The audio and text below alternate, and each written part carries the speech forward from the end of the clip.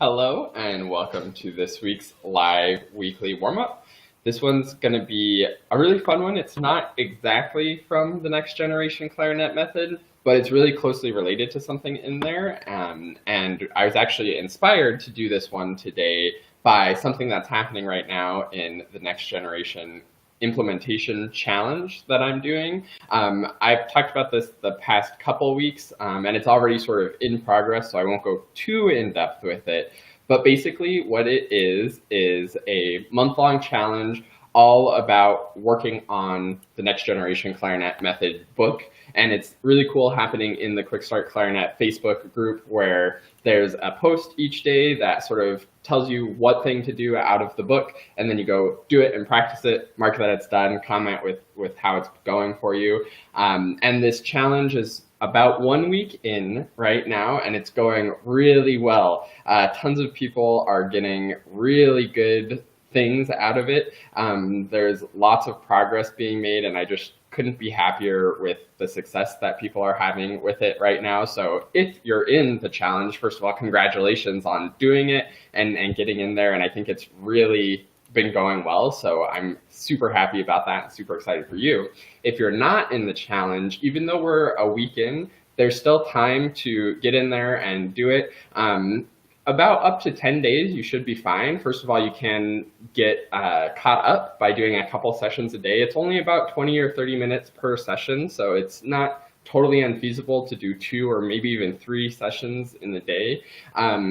So it's easy to get caught up. Also, the more advanced timelines only take about 20 days. So as long as you have 20 days, you'll be able to at least get through the timeline, maybe not go back and refine things as much, but there's still time to get in. So if you are interested in having the success like everybody else has who's been loving the challenge so far, then go to quickstartclarinet.com/progress for all of the information about getting into that. And remember, the challenge itself is completely free. All you need is a $27 copy of the next generation clarinet method, and all of the information about getting that is at that quickstartclarinet.com/progress page.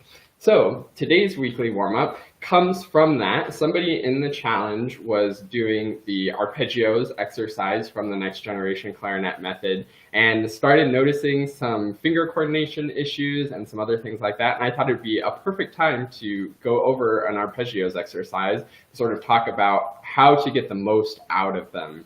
So this one that I'm going to do today actually comes from the Albert book. It's kind of similar. It's just a little bit easier notes to follow than the arpeggio exercise in the next generation clarinet method. So since you don't have the music to be looking at per se, I just wanted to give you a little bit easier one so that you can play along and work on it yourself.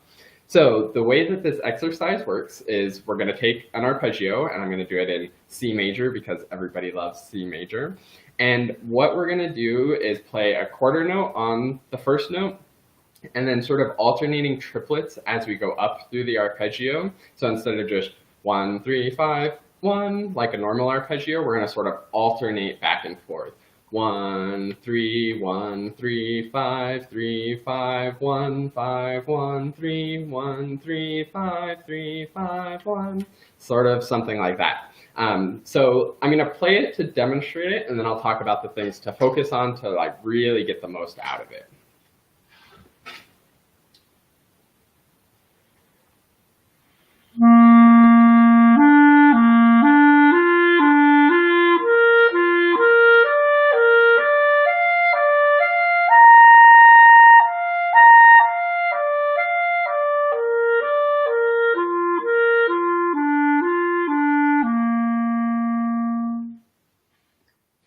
So this exercise, again, is pretty simple, but there's some challenges in there if you listen really closely that are important to get. So first is just general finger coordination. This is different than like the sort of similar stepwise scale pattern, the one where you go. It sort of has that same triplet sort of back and forth motion as we go up. But in the arpeggio version, you're actually having to move more than one finger at a time. So that introduces more issues with coordination. So if you hear anything like this,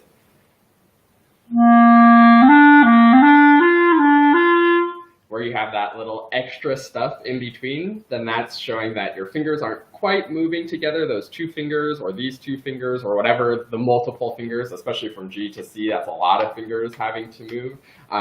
It means that they're not quite coordinating properly and all moving at exactly the same time. So try going a little bit slower, being a little bit snappier with that finger motion.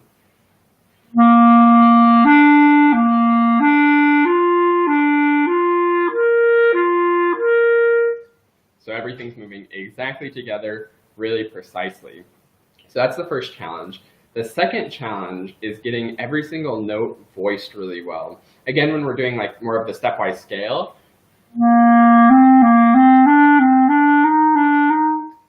it's pretty easy to make adjustments in the voicings as needed to make the changes.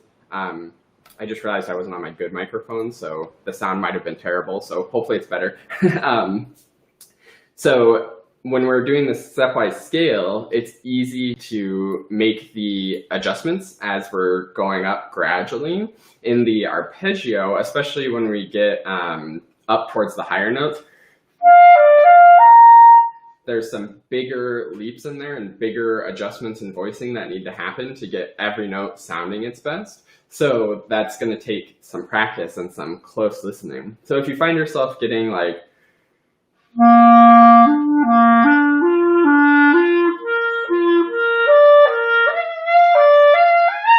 where the voicing isn't quite dialed in the right spot and you're getting all those weird sounds or some grunts on some notes or just a not clear full sound, some notes are a little bit more shaded or covered or fuzzy, then that means that you're not quite voicing the notes properly. So again, the final goal is great finger coordination, super precise rhythm as always, because of course this is a technique exercise, so we're going for good finger coordination, good precise, moving our fingers at exactly the right time with exactly the right coordination, and then also that really great voicing, so every note sounds good.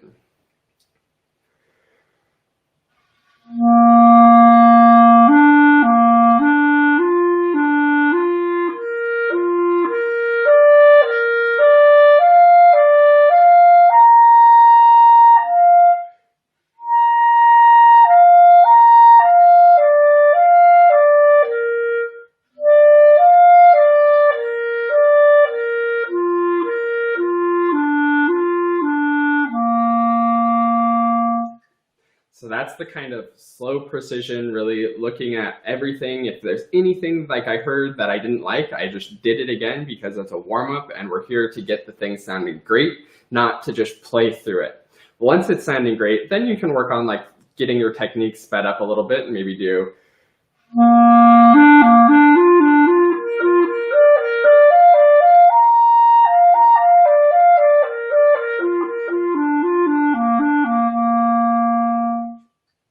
but you have to make sure that everything's sounding great, all the connections are good, sort of look at it under the magnifying glass and make sure the details are correct, and then you can go faster to work on the technique a little bit more and that finger coordination while maintaining all of those good little details. So I hope that gave you some more ideas on this arpeggio exercise for things to be listening to really carefully. Remember, these warm-up exercises aren't about what you do. You can play pretty much any notes that you want. It's all about how you do it, always maintaining great sound, really precise voicing, perfect finger coordination, steady rhythm, all of that good stuff that makes for really good clarinet playing.